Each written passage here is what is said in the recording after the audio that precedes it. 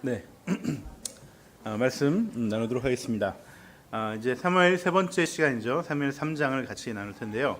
오늘 말씀은요, 사무엘이 이제 사사로서, 또 제사장으로서, 또 선지자로서 시대에 어떻게 등장하는 건지 그 묘사를 하는 장면입니다. 사무엘은 당시 제사장이었던 엘리 가문의 몰락을 통해서 사무엘이 자연스럽게 민족의 지도자로 등장하는 것을 볼 수가 있는데, 오늘 본문을 보시면은 엘리 가문이 몰락하고 사무엘이 부상하게 된 가장 큰 차이점은 바로 하나님의 말씀을 들을 수 있는가, 아니면은 들을 수 없는가의 차이점으로 나타나고 있습니다. 하나님의 말씀을 들을 수 있었던 사무엘은 하나님 역시 그의 말을 듣고 행하셔서 마지막에 보면 사무엘이 한 말이 하나도 땅에 떨어지지 않고 다 이루게 하셨다라고 얘기를 하고 계십니다. 엘리는 제사장임에도 불구하고 어린 사무엘을 통해서 하나님의 말씀을 듣게 되고 결국 그 말씀대로 심판을 받게 되는데, 이 모든 것이 하나님의 말씀을 들을 수 있는가 아닌가로 이렇게 갈려지게 된 것이죠. 지난 시간에 사무엘서 전체 주제가 제가 뭐라고 말씀드렸냐면, 하나님께서는 하나님을 존중하는 자를 존중하시고 또 경멸하는 자를 하나님께서 경멸하신다는 것인데, 그 존중에서 가장 중요한 것이 바로 얼마나 내가 하나님의 말씀을 경청하는가, 이것이 바로 존중의 척도가 된다라고 말씀을 드렸습니다. 즉 하나님의 말씀을 얼마나 잘 들으려고 하는가, 이것이 중요하다는 것이죠. 여러분, 하나님을 만나는 방법은 여러 가지가 있는데 가장 기본은요, 들음을 통해서 만나는 겁니다. 들음을 통해서. 왜냐하면은 성경에서 하나님은 뭐라고 말씀하시죠? 말씀이라고 말씀하십니다. 말씀이신 하나님을 만나는 방법은 당연히 그 말씀을 듣는 것입니다. 말씀을 듣지 않고는 말씀이신 하나님을 우리가 만날 수가 없는 것이죠. 그런 면에서 사무엘은요, 하나님의 말씀을 사실은 듣기 위해 태어난 자라고 해도 과언이 아닐 정도예요. 이 사무엘이라는 이름의 뜻이 하나님의 말씀을 듣는 사람이란 뜻이에요. 우리 교회 앞에 입구에 보시면 영어로 된 신명기 6장 4절 5절 말씀이 있거든요. 그 첫 말이 뭐냐면 Hear, O Israel, 이스라엘아 들으라, 이렇게 얘기하죠. 근데 이것을 우리 히브리어 원문을 보시면은 쉐마 이스라엘이라고 얘기를 하거든요. 이거 얘기하는 그 유명한 그 쉐마의 말씀입니다. 이 쉐마는 들으라는 뜻이고요. 이 쉐마와 엘이라는 것은 이제 하나님을 얘기하는 거죠.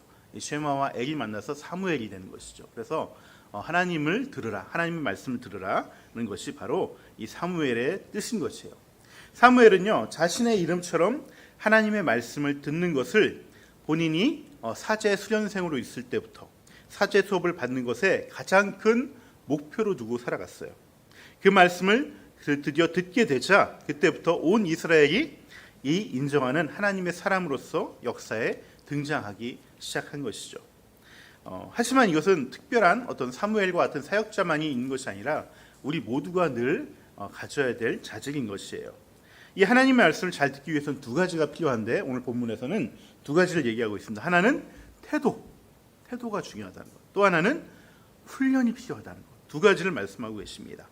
하나님의 말씀을 잘 듣겠다는 태도, 즉 경청하는 태도와 잘 들을 수 있는 그런 훈련을 계속해서 하는 것, 이 두 가지를 통해서 우리는 하나님의 말씀을 잘 듣게 되고, 우리는 그렇게 하나님을 존중할 때 하나님께서 그 존중하는 자를 또한 존중히 여긴다라고 말씀하시는 것입니다.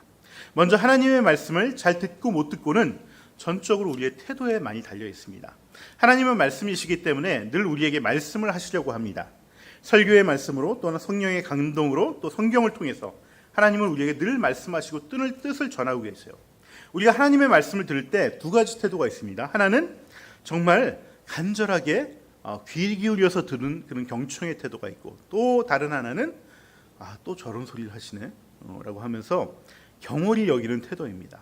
우리가 설교 말씀을 들을 때 이 설교자의 설교 실력이, 혹은 발음이, 혹은 내용이 뭐 잘하든 못하든 그것을 넘어서 아무리 개떡 같은 말씀이라도 그 속에서 찰떡같이 알아듣고, 이 말씀은 지금 나에게 하나님이 하시는 말씀이구나 라고 듣는 태도, 이것이 있는 사람이 있고요. 또 어떤 분들은 오늘 또 저 목사님 또 저 얘기 하시네, 그래서 목사님은 늘 하시는 말씀 똑같이 하시네, 이러면서 건성건성 듣는 태도가 있습니다. 여러분, 하나님은요 인격적이신 분이시기 때문에 우리의 듣는 태도에 따라서 그 말씀을 닫으실 때도 있어요. 말을 안 하실 때도 있어요. 이것을 우리가 늘 염두에 두셔야 됩니다.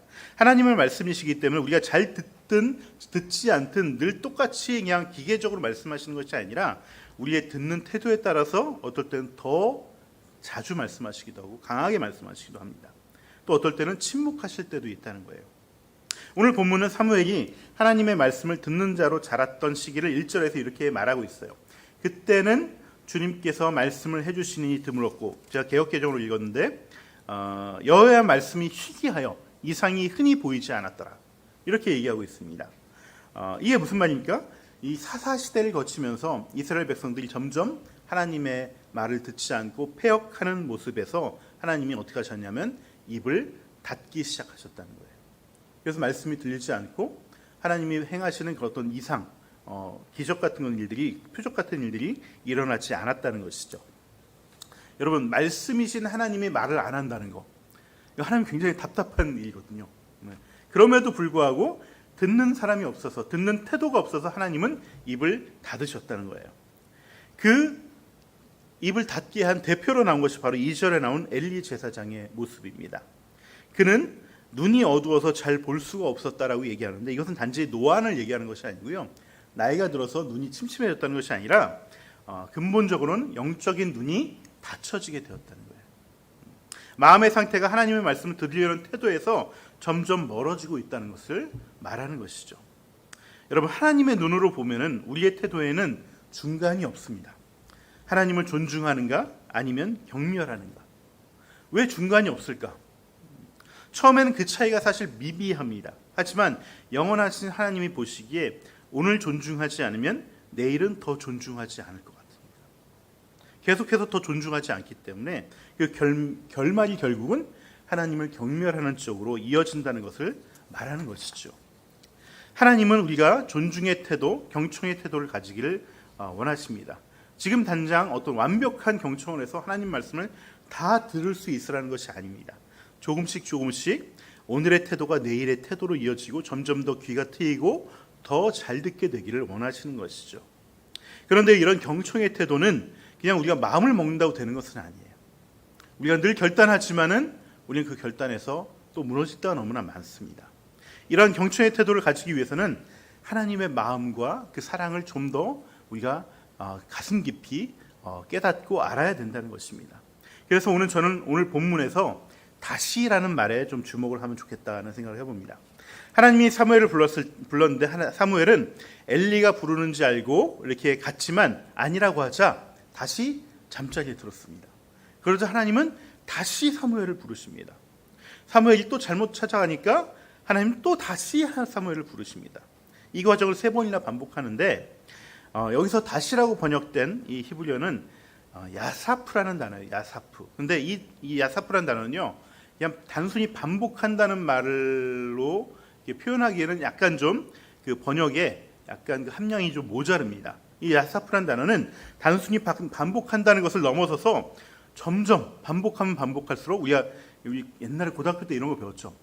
그 점층법 국어 시간에 점점 반복해서 강하게 말씀하고 있다는 것입니다. 그래서 우리가 하나님께서 이 야사프란 말은 뭐냐면 간절한 마음으로 더 강렬하게 이렇게 쉼없이 행한다는 것을 표현하고 있는 것이 바로 야사프. 다시 하지만 더 간절하게 하나님께서 말씀하고 있다는 것이죠. 근데 본문에는 두 종류의 야사프가 나옵니다. 하나는 엘리 제사장의 야사프이고 또 하나는 하나님의 야사프이죠. 엘리는 한밤중에 자기를 왜 불렀냐며 찾아온 사무엘에게 다시 가서 그냥 자라고 얘기를 합니다.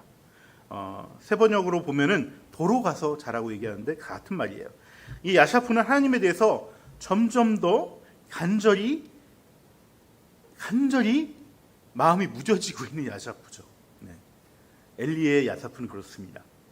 지금 나 졸려 죽겠는데 한밤중에 찾아와가지고 왜 날 깨우는 거야? 다시 가자라고 얘기하는 그 다시라는 거예요. 네. 하지만 또 하나의 야사프가 있죠.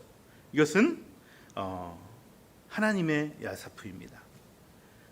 이 엘리의 야사프를 뚫고서 계속해서 더 간절하게 부르시는 그 야샤프가 바로 하나님의 야샤프예요. 우리말 성경에 다 나오진 않지만은 오늘 본문 6절, 8절, 10절, 21절에 계속해서 이 다시 야샤프가 나옵니다. 이 야샤프는요, 자고 있는 사무엘이 누우면 다시 깨우고 또 깨우시는 야샤프예요. 어린 사무엘은 엘리의 말을 듣고 가서 또 자고 또 가서 잡니다. 이때의 나이가 우리 학자들은 보통 12살 정도라고 생각을 하거든요. 왜냐하면 12살 때부터 본격적인 이 수업이 시작되기 때문에 12살 부군이다. 우리 12살이면은 우리 혜린이와 예람이보다 한 살 많은, 한창 깨워도 모자라는 그런 시기죠. 이때 하나님께서 계속해서 깨우시는 것이죠. 이것이 정말 하나님의 마음이에요. 이때 사무엘은 사실 하나님의 말씀 듣지 않겠다라는 어떤 그런 태도가 해서 나온 것이 아니라 아직 듣는 법을 몰랐기 때문에 그 상황을 하나님께서 이해하시고 계속해서 들려주시는 것이죠. 이 사무엘의 수준을 알고 이 사무엘을 지금 가르치고 있는, 지도하고 있는 엘리의 수준을 알기 때문에 어린 사무엘에게 점점 더 간절하게 강하게 말씀하고 있는 것입니다. 지금 엘리는 점점 더 짜증을 내면서 다시 가서 자라고 하고, 하나님은 점점 간절하게 사무엘에게 말씀하고 있다는 것이죠. 본문에 이 과정이 3번 반복된다고 얘기하고 있는데 성경에서 나오는 이 숫자는 대부분이 실제적인 숫자는 거의 없습니다. 성경에서 모든 숫자들이 다 그렇습니다. 상징적인 의미가 더 강합니다. 보통 3이라는 숫자는 7이라는 숫자는 완전수이죠. 3이라는 숫자는 완전하진 않지만 그래도 나오는 대로 충분한 숫자를 얘기하는 거예요. 그만큼 여러 번 반복되었을 수도 있었던 것이죠. 그러니까 이 과정이 반복되면서 엘리의 야샤프와 하나님의 야샤프가 팽팽하게 맞서고 있는데, 그런 상황인데 결국 이 엘리의 야샤프는 하나님의 야샤프를 이길 수가 없는 것이죠. 왜냐하면 하나님은 끝까지 이것을 포기하지 않는 분이시기 때문에 그렇습니다. 하나님은요, 어떤 사람이 의도적으로, 의지적으로, 그리고 악의적으로 하나님을 거부하지 않는 이상 끝까지 찾아가시고 부르시면서 그 사람에게 말씀을 전하시는 것이 하나님의 방법이에요. 이것이 하나님의 마음이고 하나님의 사랑이라는 것입니다. 우리가 하나님의 말씀에 경청하는 태도를 가지려면 가장 먼저 이 하나님의 그 끈질긴 사랑의 마음을 먼저 알아야 돼요. 그렇게 망나니 같던 자식이 철이 드는 것도 결국 부모의 사랑을 깨달을 때 그것을 자기가 돌아서는 것 아니겠습니까? 내 어떠함에도 불구하고 끝까지 사랑해 주시는 그 부모님의 모습을 알게 되고 보게 될 때 자식이 철을 드는 것처럼 하나님 말씀에 경청하는 태도는 바로 이 끈질긴 하나님의 사랑에 대해서 알아갈 때, 깨달을 때 그 태도를 갖게 되는 것입니다. 하나님의 사랑은, 이 야샤프는 다시 점점 더 강하게 열정적으로 이어지는 사랑이에요.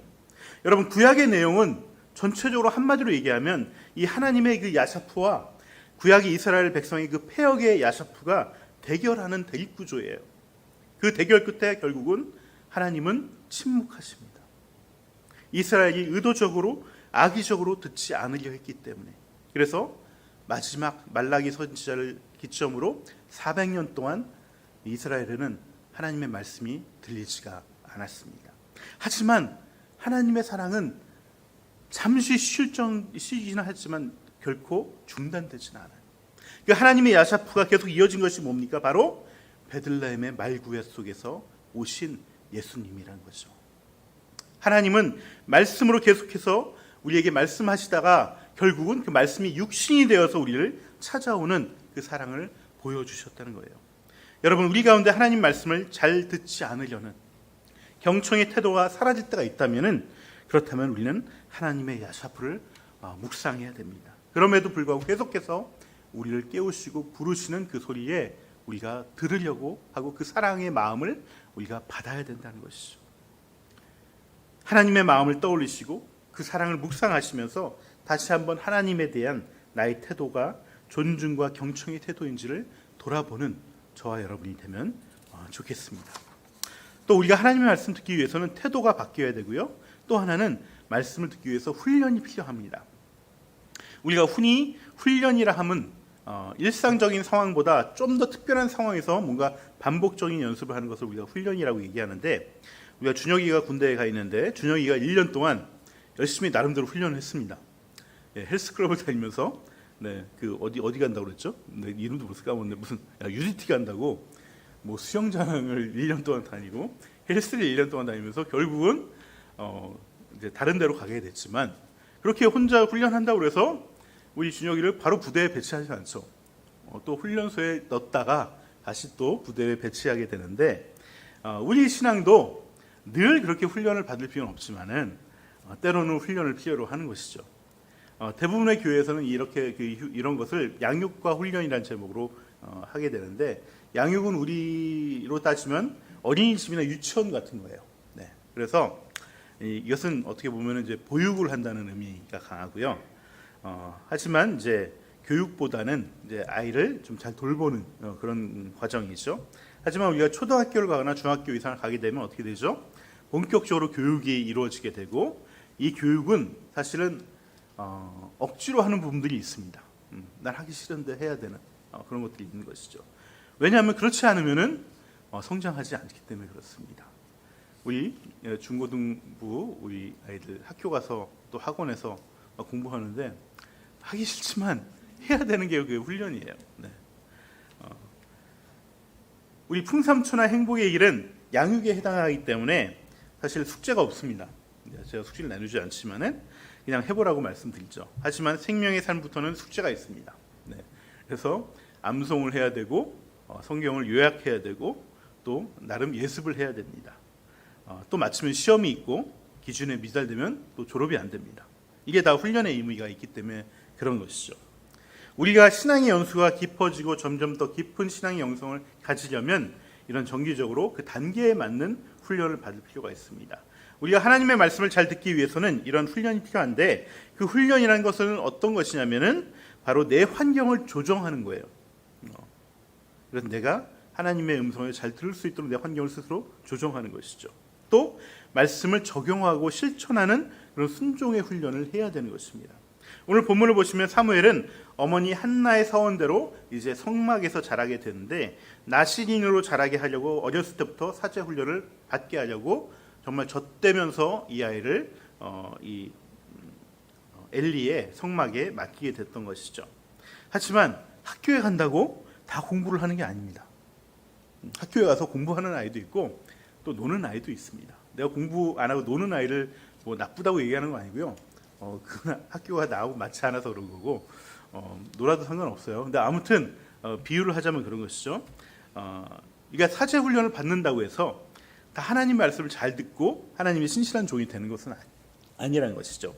당시에는 사무엘 말고도 많은 훈련생들이 그 성막 안에 있었고 또 많은 사제들이 그 성막 공동체 안에 같이 살고 있었습니다. 그런데 3절을 보시면 사무엘은 하나님의 법궤가 있는 성전 안에 누워서 잤다고 이렇게 얘기하고 있어요. 이 성막 공동체 안에는 이 종교적인 일을 수행하는 장소도 있지만은 성막에서 일하는 종사하는 사람들이 잠을 자고 생활하는 숙소와 그런 공간들이, 생활관들이 또 따로 있는 것이죠. 엘리도 성전 근처에 자기 숙소에서 자고 있었고요. 엘리의 아들들도 잠자는 숙소가 따로 있었습니다. 하지만 사무엘은 그런 숙소에서 잠을 잔 것이 아니라 하나님의 말씀이 담긴 법궤가 있는 성막 안에서 누워서 자고 있었다는 거예요. 우리가 신앙적으로 영적으로 발돋움하기 위해서는 때로는 우리의 일상의 환경을 조금 더 말씀에 노출시켜야 될 필요가 있어요. 지금은 신약 시대이기 때문에 사무엘이 있었던 이런 성막이나 성전은 없습니다. 교회에 매일같이 올 필요도 없습니다. 우리는 지금 예수님을 영접하고 성령님을 우리 안에 모시고 있기 때문에 장소가 중요하진 않습니다. 그 대신 우리는 이 성경 말씀을 늘 가까이 할 수 있는 그런 환경을 만들고 그 말씀을 가까이 해야 될 필요는 있는 것이죠. 저마다 환경이 다 다르기 때문에 각자에 맞는 방법, 자신의 방법들을 찾아서 그 말씀에 자신을 더 노출시킬 수 있도록 우리가 궁리하고 노력해야 한다는 것이에요. 설교 말씀을 다시 듣든가 아니면은 휴대폰에 성경 구절을 뜨게 하던가, 아니면 뭐 성경 보는 게 너무 힘들면은 자꾸 듣던가, 오디오 성경을 듣던가, 이런 것들을 자꾸 통해서 내가 말씀에 자꾸 노출되도록 그 환경을 조정해야 될 필요가 있다는 거예요. 사실 사람은요, 말씀을 보고 싶어 싶어하지 않습니다. 저도 그렇습니다. 저도 그렇습니다. 저도 어느 날 바빠서 말씀을 한 구절도 못 볼 때가 있습니다. 그러면은 그 다음날 그 여파가 나옵니다. 그 다음날은 더더욱 보기 싫습니다. 네. 이건 누구나 마찬가지예요. 오늘 성경을 보고 읽는 사람들의 공통점은 뭐냐면 어제 성경을 읽었던 사람이에요. 어제 성경을 안 보게 되면 오늘도 성경을 안 보고요. 오늘 성경 안 보면 내일도 성경 안 봅니다. 여기에도 야샤프의 원리가 적용이 되는 거예요. 점점 더 깊어지거나 점점 더 옅어지거나 둘 중에 하나로 되는 것이죠. 그래서 어떻게 해서든지 이 루틴을 지속할 수 있는 환경을 나름대로 개발하셔야 되는 거예요. 양으로 승부를 거시든지 질로 승부를 거시든지 자기에 맞는 환경을 만들고 나만의 루틴을 만들어가야 하는 것이죠. 다음으로 필요한 것이 순종입니다. 이 순종이란 헌신하고 결단하고 실천하려는 것이에요. 말씀은 묵상도 정말 중요하지만 더 중요한 것은 적용점을 자꾸 찾고 실천해서 순종하는 거예요. 그 말씀을 경험하는 것이 굉장히 중요합니다. 하나님의 말씀은 이론과 머리로 아무리 따져봤자 별 도움이 되지 않습니다. 작은 것 하나라도 순종하고 따르면 그래서 하나님께서 이 말씀을 나에게 하셨구나라고 그때 가서 깨닫게 되는 것이죠. 그걸 깨달은 사람은 또 듣게 됩니다. 7절을 보시면 사무엘이 3번이나 하나님의 말씀하고 있다는 것을 깨닫지 못한 이유에 대해서 이렇게 얘기합니다. 이때까지 사무엘은 주님을 알지 못하였기 때문에 이 말씀을 듣지 못하고 있다라고 얘기하고 있어요. 여러분, 여기서 알다란 말은 우리가 잘 알듯이 야다란 단어이죠. 이 야다란 단어는 그냥 머리로 아는 것이 아니라 남녀가 서로 사랑해서 동침을 통해서 서로를 하나 되는 과정을 통해서 알아가는 것이 바로 야다입니다. 여러분, 하나님을 알아가는 과정도 마찬가지예요. 하나님과 하나 되는 경험을 통해서 우리가 알아가야지 그것이 진짜예요. 머릿속으로 아무리 생각해봤자 그건 하나님을 알 수가 없어요. 작은 것 하나라도 순종하면서 그 순종할 때 그 어려운 것을 하나님과 함께 할 때, 거기서 역사하시는 하나님을 만나게 될 때 우리는 하나님을 알아가게 되는 것이고 하나님을 말씀을 더 잘 듣게 되는 것이에요. 그러면 이 하나 되는 경험은 어떻게 얻어지는 것일까? 그것은 바로 하나님 말씀을 순종할 때, 말씀대로 실천하고 적용할 때 우리가 알아가게 되는 것입니다. 우리가 경험을 통해 하나님을 알지 못하면은 하나님의 말씀을 우리가 들려도 들을 수가 없어요. 유럽의 제국들이 신대륙을 발견하면서 남미와 북미의 범선과 큰 함선들을 마구 보냈던 대항해 시대가 있었죠. 이 거대한 범선이 해안으로 막 다가오고 있는데 많은 인디언들이 해안가에 딱 있었는데요. 이 배가 오는 것을 전혀 보지 못했다고 그래요. 엄청나게 큰 배가 오고 있는데 이 배가 있는지 몰라요. 근데 갑자기 보니까 조그만 배에서 사람들이 막 내리는 걸 보는 거예요. 근데 여기서 뭐야, 얼굴도 다르고 이렇게 피부도 다른 사람이 나타나는 것을 보고 굉장히 화들짝 놀라면서 당황했다는 것이죠. 왜 그렇게 큰 범선이 오는데도 보지 못할까? 사람의 감각은 생전 못 본 것을 보지 못합니다. 뒤늦게 조그만 배에 내려서 상륙하기 위해서 내렸던 그 배는 자기들이 배와 별 차이가 없으니까 본 건데 엄청나게 큰 배인데도 자기들이 생전 보지 못했던 배이기 때문에 그 배가 눈앞에 있어도 그걸 인지하지 못하는 거예요. 우리가 육적인 사람일수록요, 영적인 경험이 없으면은 하나님의 말씀을 잘 듣지 못합니다. 경험해 보지 못했기 때문에. 제가 하나님의 말씀을 묵상하는 것보다 적용과 실천을 더 중요하게 여기는 이유가 바로 여기 있습니다. 경험을 통해서 하나님을 알아갈 때 비로소 하나님의 말씀이 더 잘 들리게 되는 것입니다. 묵상이 안 좋다는 것이 아니라 여유가 되신 묵상도 하시기 바랍니다. 하지만 무엇보다도 중요한 것은 그 말씀을 내 삶에서 어떻게 적용하고 실천할 것인지 고민하고 궁리하는 것이 굉장히 중요하다는 거예요. 적어도 주일 말씀 한 구절이라도, 한 주라도, 5일이라도 내 삶에 어떻게 적용할 것인지 고민하고 지혜를 구하는 것이 중요하다는 것입니다. 그래야 하나님을 경험하고 하나님을 알아가게 되고 우리는 더더욱 하나님의 말씀을 잘 듣는 자가 되어 간다는 것입니다. 말씀의 결론을 맺겠습니다. 사무엘은 자기의 이름처럼 하나님의 말씀을 잘 듣는 자로 자라났고요. 하나님에게 귀한 쓰임을 받는 존귀한 자, 하나님에게 존중받는 자가 되었습니다. 그는 어머니 한나의 서원대로 성막에 맡겨져서 자랐습니다. 하지만 단지 성막 안에 있었다는 것만으로 만족하지 않고 자신을 늘 말씀 앞에 노출시켰습니다. 또 들리는 말씀을 잘 못 들어서 엉뚱한 곳으로 찾아가는 그 실수를 많이 저질렀지만 그래도 늘 부르는 소리에 반응하는 자였습니다. 이러한 모습 때문에 결국 단에서 브엘세바까지 모두가 인정하는 하나님의 예언자, 선지자가 되었던 것이죠. 하지만 사무엘의 노력도 중요하지만 결정적인 원인은 하나님의 끊임없는 부르심이 있었다는 것이에요. 야샤프의 사랑으로 끝까지 부르시는 하나님의 마음이 결국 사무엘로 하여금 하나님의 말씀을 듣는 자, 경청하는 자로 만들어가게 했다는 것입니다. 우리가 하나님의 말씀을 듣는 자가 되기 위해서는 이 하나님의 사랑과 인내를 알고 자기의 자신을 말씀에 노출시키고 작은 것 하나라도 실천하는 순종을 통해서 하나님을 경험하는 것, 이 길밖에 없다는 것을 우리가 늘 명심하셔야 되겠습니다.